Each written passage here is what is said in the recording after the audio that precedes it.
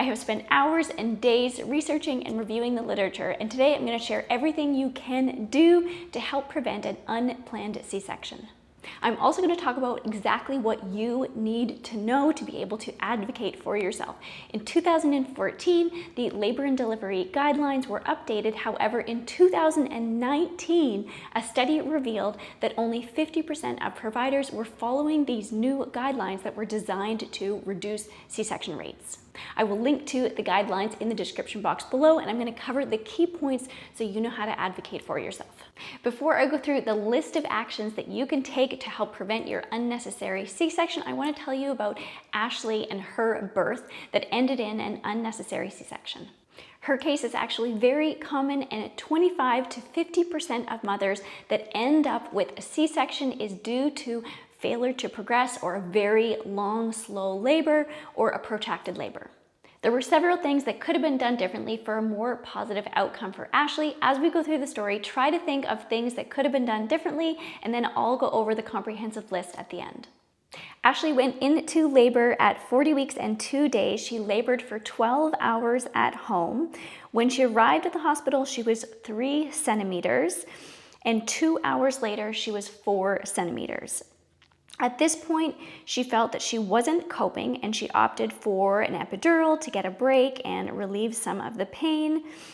6 hours then went by, laboring confined to the hospital bed with very little change. They were monitoring baby's heart, and they said that the heart rate was beautiful, but her baby was posterior.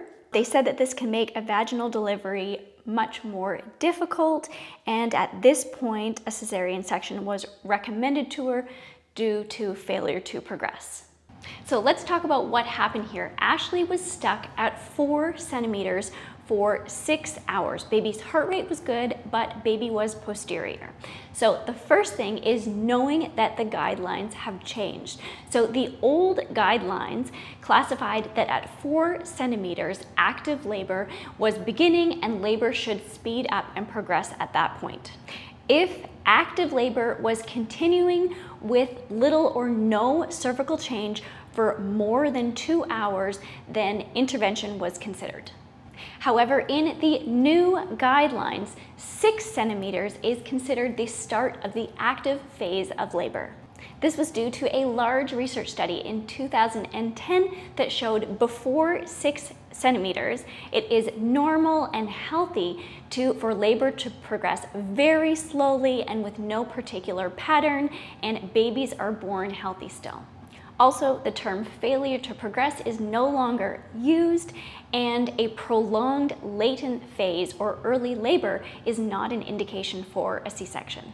In actual fact, Ashley's labor was progressing perfectly normal because she was only 4 centimeters.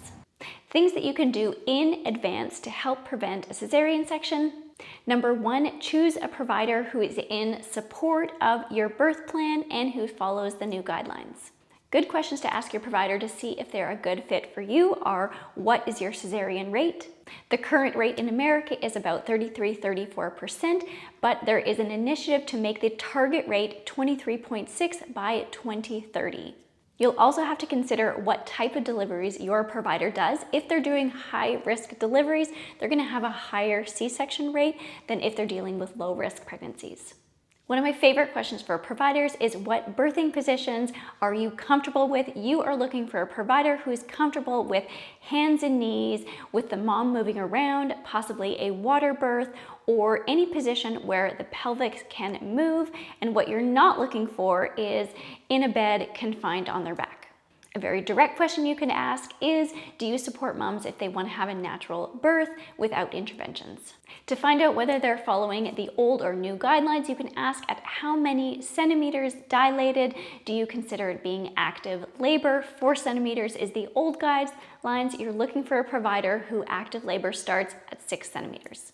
During pregnancy, regular exercise, research has shown, can shorten your labor, as well as it's going to help prepare your body for the work of labor, help you with that endurance, and prepare for a faster recovery after. Pretty much my whole channel is about this. I'm going to link to my pregnancy workout playlist right there. 3, you can educate yourself and be prepared in advance with the natural pain relief strategies. For example, you could be using a TENS machine, you could be using water therapy, hypnotherapy, you could have a comb to squeeze to redirect the pain and cause distraction. You can use yoga and different movements or the double hip squeeze. I'm going to link to my guide on how to reduce and cope with pain in labor also in the description box below. Number 4, you can work with a doula or have a very supportive birth partner. Research does show that working with a doula decreases cesarean rates by 50%. Number 5, you want to avoid inducing labor unless medically necessary. If labor does need to be induced, you want to use cervical ripening methods if you have an unfavorable cervix and not just Pitocin. During your labor, you want to use pelvic biomechanics, gravity, and changing positions to encourage baby through.